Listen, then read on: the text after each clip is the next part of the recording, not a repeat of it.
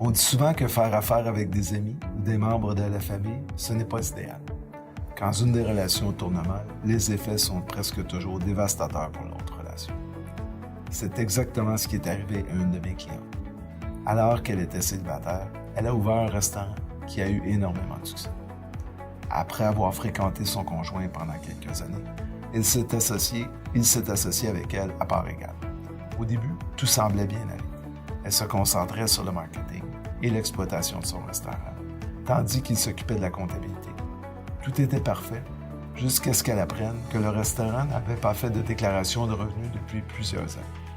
Se disant qu'il s'agissait probablement d'un malentendu, ma cliente a discuté de la situation avec son associé. À sa grande surprise, il lui a annoncé qu'il la laissait, et son entreprise aussi. Il lui a dit que pour sauver son entreprise, elle devait se débrouiller seule.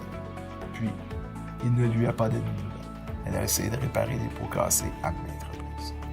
Chaque fois qu'il revenait, il empirait la situation et défaisait ce qu'elle avait fait. Quand elle est venue me consulter, elle était bouleversée et résignée à perdre son commerce. Mais au-delà de sa dette, je voyais cette femme dévouée, déterminée et talentueuse, et je voulais l'aider. Normalement, la faillite vient en dernier recours. Mais dans ce cas-ci, je lui ai expliqué que la faillite lui permettrait non seulement de régler ses problèmes financiers, mais aussi de mettre fin à son partenariat avec son ancien associé, si bien qu'il ne pourrait plus se mêler de rien.